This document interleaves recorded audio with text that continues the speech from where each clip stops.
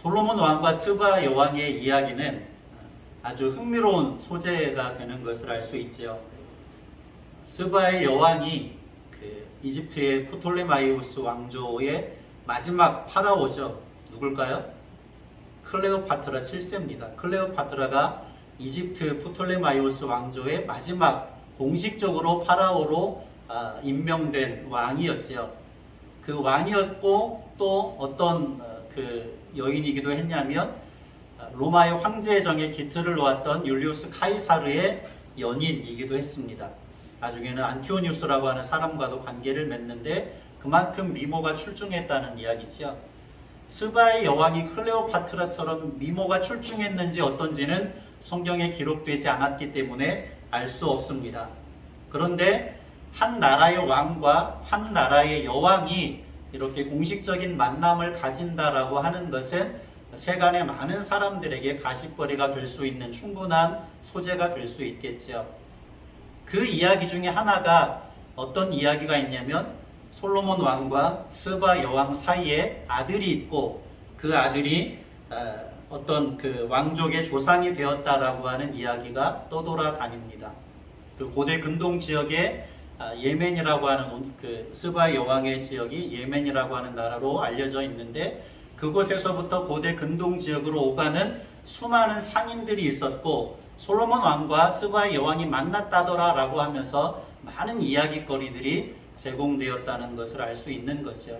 그러나 그 이야기는 그저 사람들이 흥미를 돋구기 위해서 만들어낸 전설이고 이야기일 뿐이겠지요.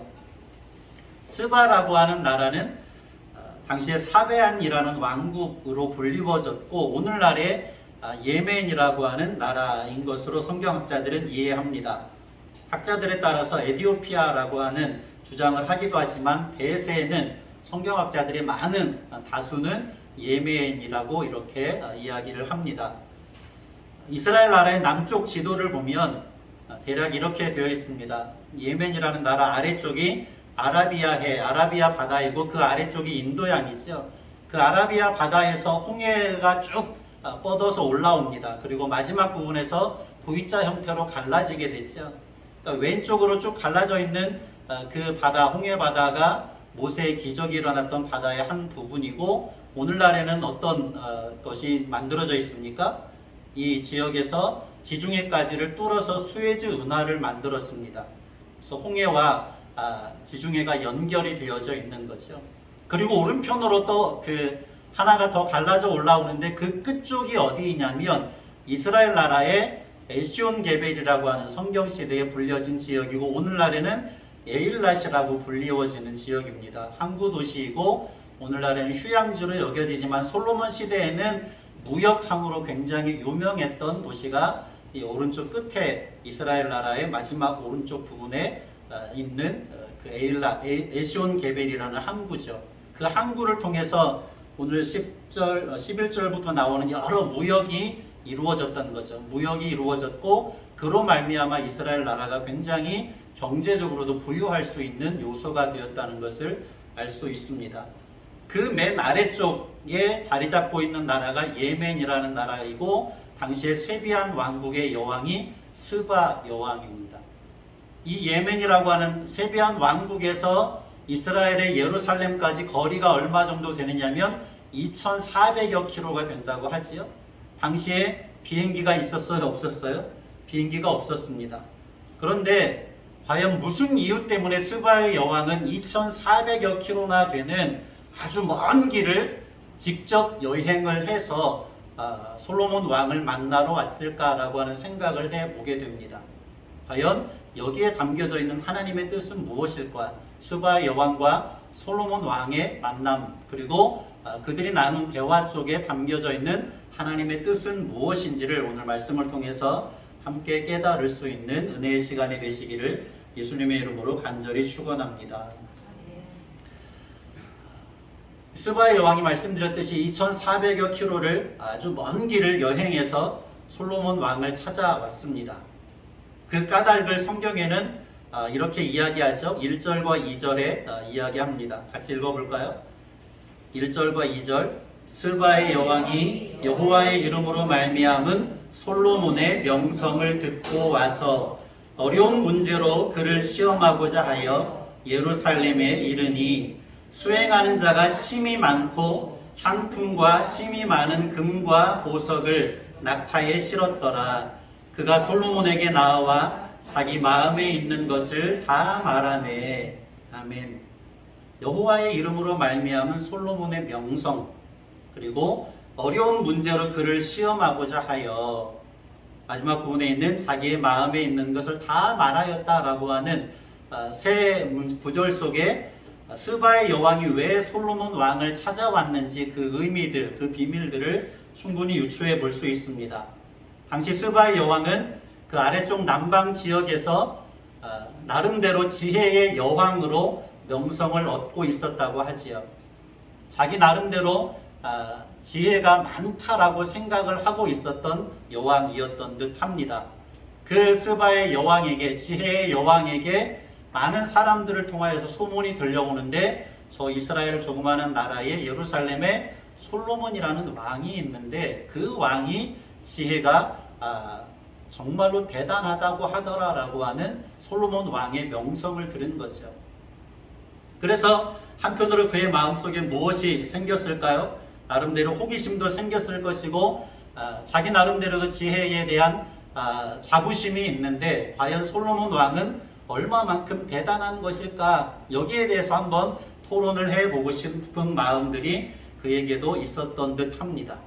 고대 근동 지역이나 이 아라비아 아래쪽의 지역이나 다 고대 근동 지역에 속하는데, 이 시대의 특징들 중에 하나가 지혜를 탐구하기를 좋아했죠. 그리고 역사를 보다 보면 언젠가도 제가 이야기한 적이 있지만 흥미로운 것은 철학이 발전한 시대가 고대 시대에 더 왕성했다는 것을 알 수 있죠. 오늘날의 시대는 수많은 지식과 정보와 기술들이 발달되어 있지만, 오늘날에 우리가 철학을 논하는 모든 내용들은 고대 시대에 만들어진 것들을 확대 재생산하고 있는 것을 알게 되지요. 왜 그럴까 생각을 해보면, 고대 시대에는 자연에 대해서, 또 사람에 대해서, 신에 대해서 깊이 사색할 수 있는 그러한 어떤 여건들이 만들어져 있었습니다. 그런데 오늘날은 너무 바쁘게 돌아가는 세상이지요. 보이는 것들이 너무나도 많지요. 무언가 깊이 생각하고 사고할 수 있는 상황들을 다 제거시켜 버리고 있는 것이 오늘날의 시대라고 할 수 있습니다. 아무튼 솔로몬과 스바 여왕 당시의 시대에는 하나님의 신에 대한 탐구가 아주 왕성했던 시대였고, 사람에 대한 탐구 역시도 왕성했던 시대였습니다.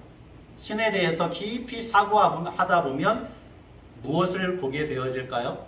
인간을 보게 되죠. 인간에 대해서 깊이 사색하고 탐구하다 보면 누구를 보게 될까요?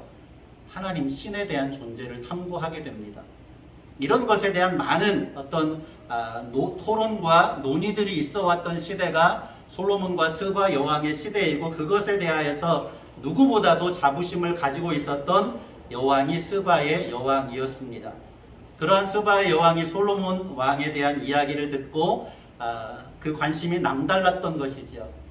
2400여 킬로나 나름대로 여행하고 싶은 욕망이 스바의 여왕에게 솟구쳤다는 것을 알게 됩니다.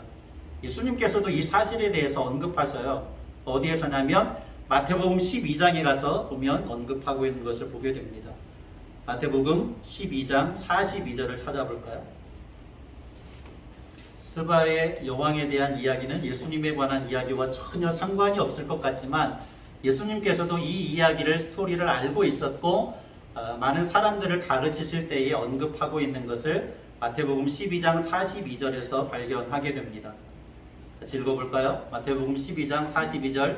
심판 때에 남방 여왕이 일어나 이 세대의 사람을 정죄하리니, 이는 그가 솔로몬의 지혜로운 말을 들으려고 땅 끝에서 왔음이거니와 솔로몬보다 더 큰 이가 여기 있느니라. 아멘. 남방 여왕이 바로 스바의 여왕을 지칭하는 거죠. 그리고 예수님께서는 솔로몬 왕보다 더 큰 지혜를 가졌다는 사실을 분명하게 언급하고 있고, 솔로몬 왕이 다스리던 나라가 신정국가의 모형이 되고 있는데, 만왕의 왕이신 예수님께서 오셔서 세우시는 영원한 하나님의 나라의 그림자라고 하는 것을 예수님께서는 이 내용들을 통하여서도 보여주고 있습니다. 아무튼 스바의 여왕이 솔로몬 왕에 대한 그 지혜에 대한 명성을 들었을 때 한편으로는 묘한 질투심, 또 한편으로는 아주 깊은 호기심, 이런 것들이 발동을 했을 것이고, 그 지혜가 어느 정도인지 시험해 보고 싶은 마음이 들어서 먼 길을 여행했을 것으로 여겨집니다. 단지 그것 때문만은 아니겠지요. 또 한 가지 이유는 2절 이하에 쭉 나와 있는 것처럼 굉장히 많은 수행원들을 데리고 왔지요. 그리고 여러 가지 향품과 금과 보석들을 가지고 왔습니다. 많은 수행원들을 데리고 왔다는 것은 그들이 이스라엘 나라와 무역과 관련한 중요한 논의를 하기 위한 목적이 있었다는 것을 알 수 있습니다. 그런데 그것은 신하들의 몫이고, 스바 여왕이 관심을 갖는 것은 솔로몬의 지혜에 대한 명성입니다. 그리고 그 안에는 자기 나름대로 지혜에 대해서 논하고 싶은 간절한 열망들이 담겨져 있었던 것을 알게 되죠. 그리고 그 속에는 또 한 가지 아주 중요한 의미와 목적이 있는데, 말씀드렸듯이 당시에는 신에 대한, 하나님에 대한 존재를 묻고 질문하고 토론하는 것들이 굉장히 왕성하게 펼쳐지고 있었습니다. 스바의 여왕이 많은 지혜를 탐구했을 때에 그의 마음 가운데 분명히 스바 여왕의 나라에도 우상, 신이 있었겠지요.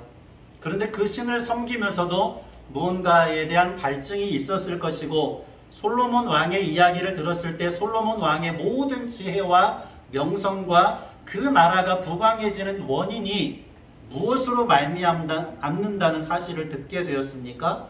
여호와의 이름으로 말미암는다는 사실을 듣게 되었습니다. 그래서 제가 이 말씀을 묵상할 때 단지 솔로몬 왕의 명성을 듣고만 스바의 여왕이 그 먼 길을 찾아왔을까 생각을 하지만, 그것보다 더 중요한 이유가 여호와의 이름으로 말미암는 솔로몬의 명성이라는 말씀 속에 의미가 담겨 있지 않나 하는 생각을 하게 되었습니다. 스바의 여왕의 마음 가운데 영적인 갈증들이 있었던 거지. 그래서 솔로몬 왕에게 지혜를 부여하고 그 나라를 부강하게 하는 여호와라고 하는 신이 있다고 하는데, 그 신은 어떤 존재인지 그것을 탐구하고 싶은 간절한 열망이 스바의 여왕에게 있지 않았을까 하는 생각을 해보게 됩니다. 왜 그것을 생각해 볼 수 있어요? 1절의 말씀이 근거가 되기 때문이지요. 1절을 다시 한번 읽어볼까요? 다른 누군가가 하는 이야기가 아니라 스바의 여왕이 이렇게 이야기했습니다. 10장 1절, 스바의 여왕이 여호와의 이름으로 말미암은 솔로몬의 명성을 듣고 와서 어려운 문제로 그를 시험하고자 하여. 아멘. 솔로몬 왕의 명성이 무엇으로 말미암는다고 분명히 이야기하고 있습니까? 여호와의 이름으로 말미암는다라고 이야기합니다. 여호와의 이름으로 말미암는 솔로몬의 명성, 그것은 우리가 보아왔던 성경의 분명한 증거이기도 하지요. 3장을 찾아가 볼까요? 열왕기상 3장 12절 13절, 솔로몬에게 부여된 지혜와 솔로몬이 누리게 된 부와 영광의 모든 근원이 여호와 하나님께 있다는 사실을 분명히 열왕기서에서 말씀하고 있죠. 3장 12절 13절을 같이 봅니다. 내가 내 말대로 하여 네게 지혜롭고 총명한 마음을 주노니 내 앞에도 너와 같은 자가 없었거니와 내 뒤에도 너와 같은 자가 일어남이 없으리라. 내가 또한 네가 구하지 아니한 부귀와 영광도 네게 주노니 내 평생의 왕들 중에 너와 같은 자가 없을 것이라. 아멘. 스바의 여왕이 그 솔로몬 왕의 지혜와 부와 영광의 근원이 여호와 하나님으로 말미암았다는 것을 들었습니다. 아마 그 이전에도 여호와 하나님에 대한 소문을 들었겠지요. 라합이 이스라엘의 그 정탐꾼들을 숨겨주었던 이유가 무엇입니까? 여호와 하나님께서 애굽 땅에서 어떤 기적을 이루시고 홍해 바다를 가르셨는지를 소문을 통해서 들었기 때문입니다. 여호와 하나님께서 살아계셔서 역사하시는 분이라는 사실을 분명히 들었고, 전쟁 가운데 함께 하셔서 만군의 여호와가 되셔서 승리하게 하시는 분이라는 사실을 라합은 소문을 통해서 분명히 듣고 있었지요. 그래서 정탐꾼들을 숨겨 주었던 것입니다. 이 세비안이라고 하는 왕국의 사람들 역시도 어렴풋이나마 출애굽 당시 시대에 이루었던 하나님의 놀라운 역사, 여호와의 역사를 소문을 통하여서 어렴풋이 들었을 것입니다. 그런 와중에 멀리 떨어져 있기 때문에 잊혀질 무렵에 또 다른 소문이 들려오는데 지혜의 왕 솔로몬에 대한 소문입니다. 그 솔로몬의 지혜가 그가 믿는 여호와 하나님으로 말미암는 사실을 듣게 되는 거죠. 그리고 솔로몬이 통치하는 이스라엘 나라가 작은 나라이지만 굉장히 부강하게 되고 있다더라라고 하는 소문을 듣게 되어진 것입니다. 여기에 대한 깊은 관심을 가지고 솔로몬에게 스바의 여왕이 나왔다는 것을 알 수 있습니다. 철학에서 1번을 다루는 주제가 신은 존재하는가, 신은 누구인가 이런 명제들이겠지요. 그리고 2번을 다루는 주제가 역시 인간은 누구인가, 인간은 어떻게 생겨나게 되었는가 이런 것들, 또 자연에 대한 탐구 이런 것들에 대한 주제를 논하게 되어집니다. 스바 여왕의 관심사 속에 그 갈증들을 가지고 있었고 그러한 말씀의 제목들을 솔로몬과 깊은 토론을 나누게 되지요. 2절 후반절에 무엇이라고 이야기하죠? 마음에 있는 모든 것을 말하였다라고 이야기합니다. 물론 솔로몬의 지혜를 어느 정도인지 어느 수준인지 간단하게 수수께끼 같은 거 비유적인 이야기들을 하면서 토론을 했겠지요. 그런데 거기에서 한 걸음 더 나아가서 솔로몬이 믿고 섬기는 여호와 하나님이 누구이신지에 대한 분명한 질문들이 있었을 것으로 여겨집니다. 그것이 또 몇 절에서 알 수 있는 사실이냐면 9절 서두에 오늘 본문 말씀의 제목이기도 하지요. 당신의 하나님 여호와를 송축할지로다 라고 스바의 여왕이 자신의 입술을 열어서 고백하고 있습니다. 솔로몬이 막힘이 없이 모든 것을 대답함으로 스바의 여왕 마음 깊은 곳에 있었던 신에 대한 갈망과 갈증, 참된 신은 누구인가, 여호와 하나님은 어떤 존재인가 라고 하는 것에 대한 갈증들이 해소되게 되었고 그 하나님께서 이렇게 살아계셔서 역사하시는 분이시구나 라고 하는 것을 인정하면서 9절에 고백하고 있는 거죠. 당신의 하나님 여호와의 이름을 송축할지로다. 하나님의 은혜가 아닌 것이 없지요.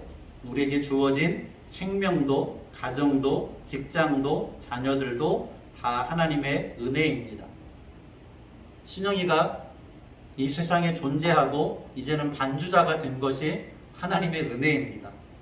제가 개척을 하기 전에 아시는 분은 다 아시지만 불임 클리닉에 가서 둘째 아이를 갖고 싶어서 병원을 다녔는데 위험해서 아이를 더 갖기 어려울 것 같습니다 라고 하는 판정이 났습니다. 그래서 바로 개척을 했는데 개척 한 달 만에 신영이가 생겨나서 지금 잘 자라서 반주를 하고 있는 거죠.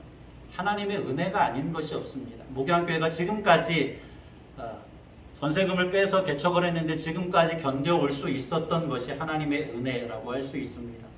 저와 여러분이 이 세상에 생명으로 존재하고 있고 가정이나 직장이나 자녀들이나 모든 것들이 하나님께서 부여하신 선물이시고 은혜라고 하는 사실을 온 심령으로 깨닫고 스바 여왕이 고백하는 것처럼 당신의 하나님, 나의 하나님 여호와를 송축합니다. 모든 은혜를 베풀어 주신 것에 진심을 다하여 감사합니다 라고 하는 믿음의 고백을 이루시기를 예수님의 이름으로 간절히 축원합니다. 두 번째 중요한 주제가 앞서 서두에도 잠시 말씀을 지금 드렸지만 당신 하나님 여호와를 송축할지로다 본문 말씀의 제목입니다. 제가 목회를 하면서도 그렇고 또한 그리스도인으로서도 가장 많이 듣고 싶은 이야기라고 할 수 있겠지요. 이삭이 그랬습니다. 한번 찾아가 볼까요?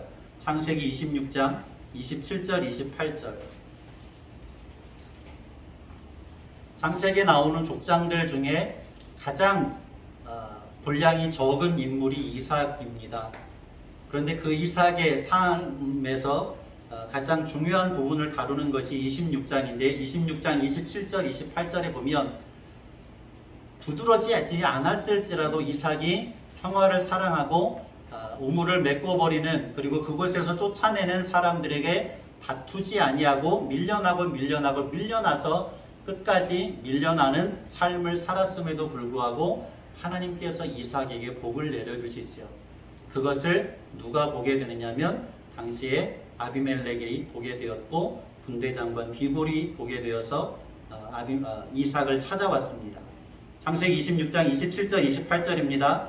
이삭이 그들에게 이르되 너희가 나를 미워하여 나에게 너희를 떠나게 하였거늘 어찌하여 내게 왔느냐. 그들이 이르되 여호와께서 너와 함께 계심을 우리가 분명히 보았으므로 우리의 사이 곧 우리와 너 사이에 맹세하여 너와 계약을 맺으리라 말하였노라.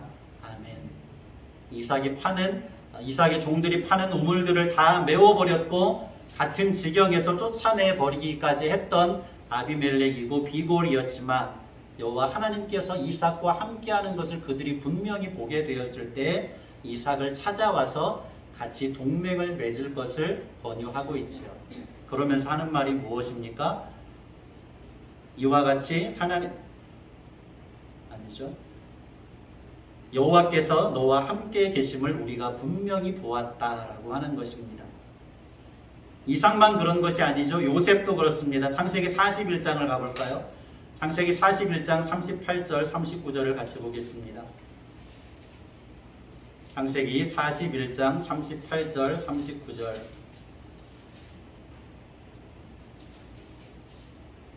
같이요.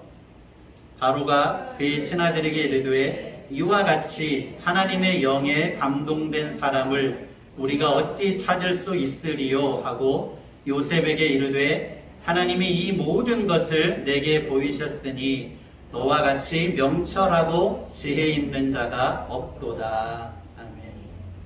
무엇이라고 이야기합니까? 하나님의 영에 감동된 사람을 우리가 어찌 찾으리요? 하나님이 이 모든 것을 네게 보이셨으니 너와 같이 명철하고 지혜 있는 자가 없도다. 요셉이 가진 모든 지혜의 원천이 요셉이 믿고 섬기는 하나님이라는 사실을 애굽의 왕 바로가 인정하여서 하나님을 찬양하고 있는 거죠. 좀 더 구체적인 표현이 다니엘서 2장에 나와 있습니다. 다니엘서 2장 47절을 같이 찾아가 보겠습니다. 구약성경 1235쪽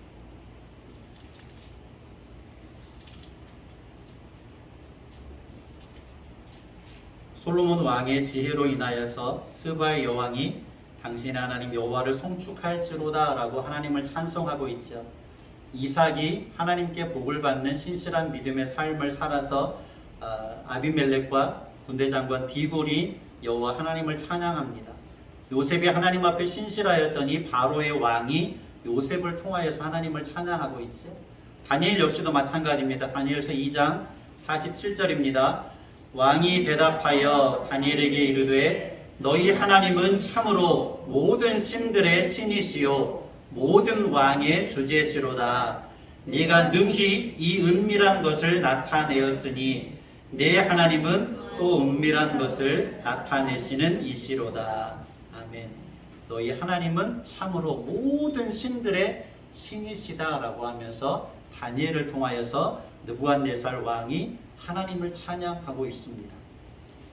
3장 28절도 볼까요? 3장 28절 사드락과 메삭과 아벳느고의 이야기가 나오는 3장 28절 여기에서도 느부갓네살 왕이 사드락과 메삭과 아벳느고를 통하여서 하나님을 찬송하고 있습니다. 28절입니다. 느부갓네살이 말하여 이르되 사드락과 메삭과 아벳느고의 하나님을 찬송할지로다. 그가 그의 천사를 보내서 자기를 의뢰하고 그들의 몸을 바쳐 왕의 명령을 거역하고 그 하나님 밖에는 다른 신을 섬기지 아니하며 그에게 절하지 아니한 종들을 구원하셨도다. 아멘. 느부갓네살 왕의 입술을 통하여서 무엇이라고 찬송하게 합니까? 사드락과 메삭과 아벳느고의 하나님을 어떻게 할지로다? 찬송할지로다 라고 이야기합니다. 다니엘서 6장까지는 이 이야기가 계속 반복되죠. 다니엘이라고 하는 믿음의 사람 한 사람으로 인하여서 느부갓네살 왕, 그의 아들 벨사살 왕, 메대의 왕이었던 다리오 왕이 누구를 찬송하게 되느냐면 여호와 하나님을 찬송하게 됩니다. 다니엘이라고 하는 신실한 한 사람으로 인하여서, 믿음의 사람으로 인하여서 솔로몬 왕의 지혜로 말미암아서 여호와 하나님의 이름이 스바의 여왕에게 찬송을 받게 되는 것을 보게 됩니다. 다시 본문 9절로 넘어올까요? 오늘 열왕기상 10장 1절에서 13절까지 말씀 속에서 가장 중요하게 다루고 싶은 말씀이 9절입니다. 9절, 당신의 하나님 여호와를 송축할지로다.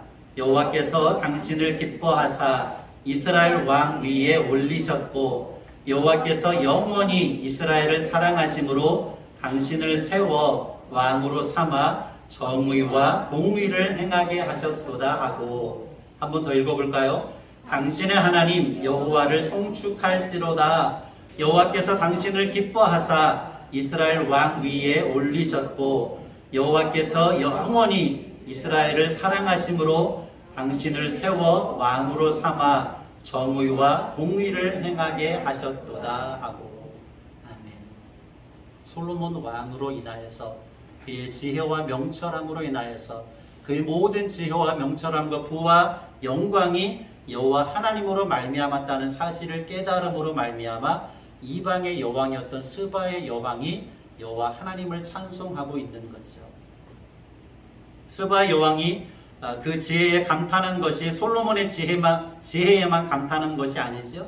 4절로 6절까지 감탄한 내용들이 쭉 설명이 되고 있는데 여기에도 한 가지 중요한 이야기가 나와 있습니다. 4절로 6절을 같이 읽을까요?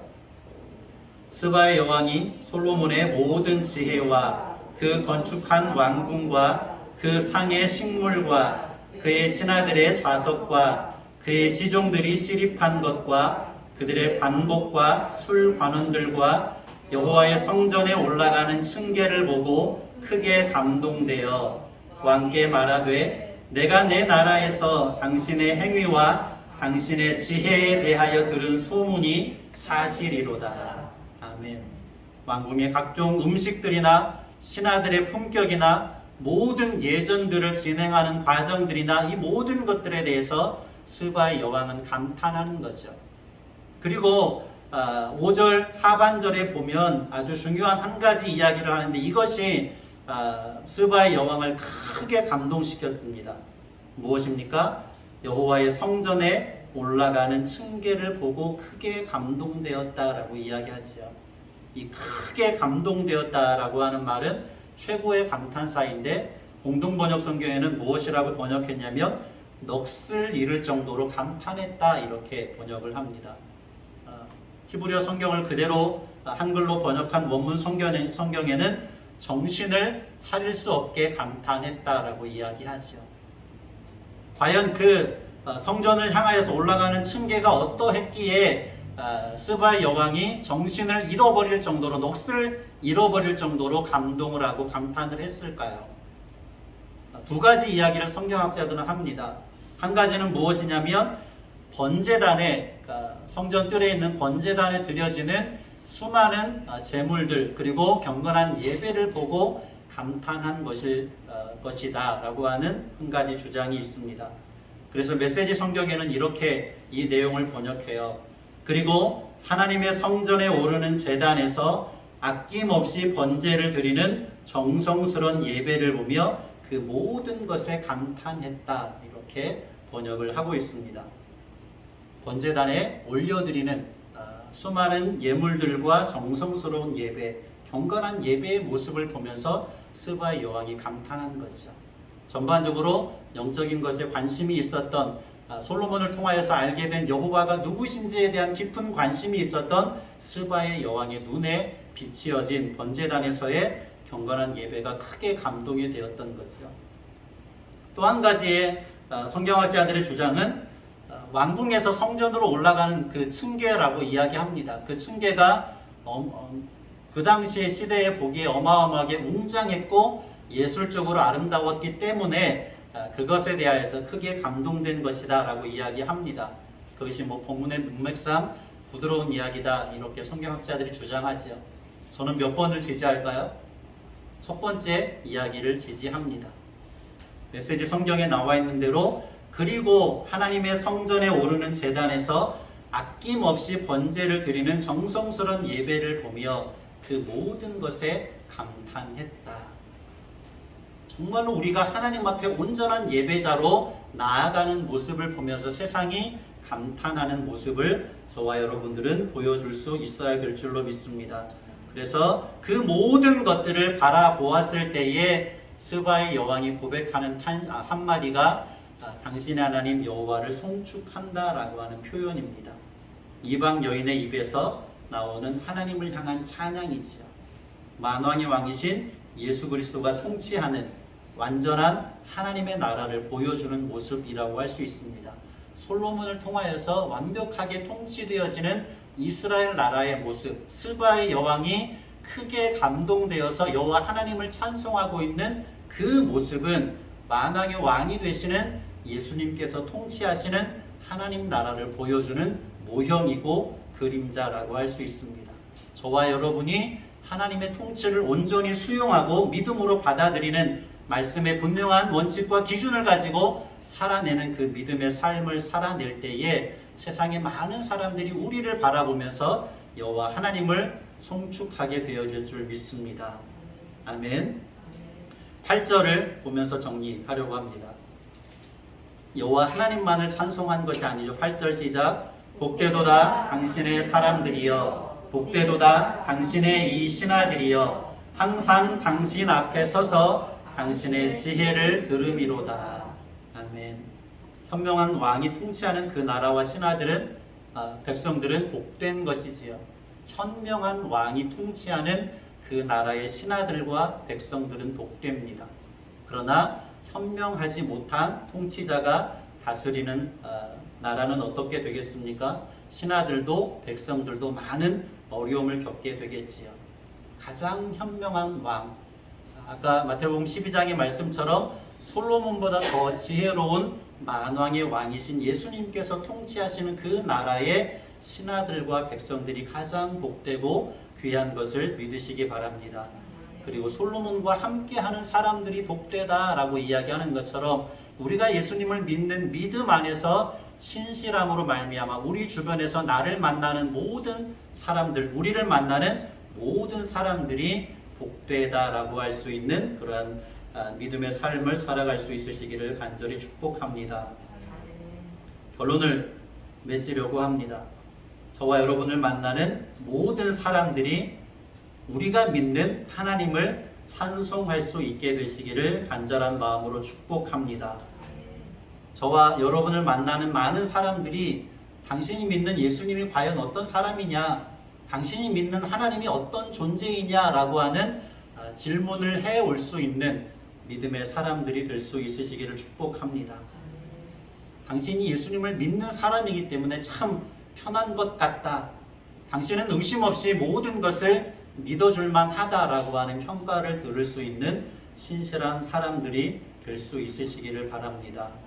그리함으로 하나님의 명예를 떨어뜨리는 자가 아니라 드높일 수 있는, 하나님께 더 큰 영광을 올리워 드릴 수 있는 우리 목양교회와 사랑하는 모든 성도 여러분이 되시기를 예수님의 이름으로 간절히 축복합니다. 고마우신 아버지 하나님 감사합니다. 솔로몬 왕과 스바 여왕 사이에 담겨있던 만남의 의미들을 살펴보았습니다. 스바의 여왕의 입술을 통하여서 여호와 하나님이 찬송을 받으시는 것을 보게 됩니다. 아버지 하나님, 우리 목양교회와 모든 성도들이 솔로몬 왕처럼 하나님 앞에 신실한 믿음의 삶을 살아냄으로 말미암아 우리 주변에 믿지 않는 많은 사람들이 우리를 보고 당신들이 믿는 하나님을 찬송합니다 라고 하는 여호와 하나님의 이름을 명예롭게 할 수 있는 모든 권속들이 되게 하여 주시옵소서.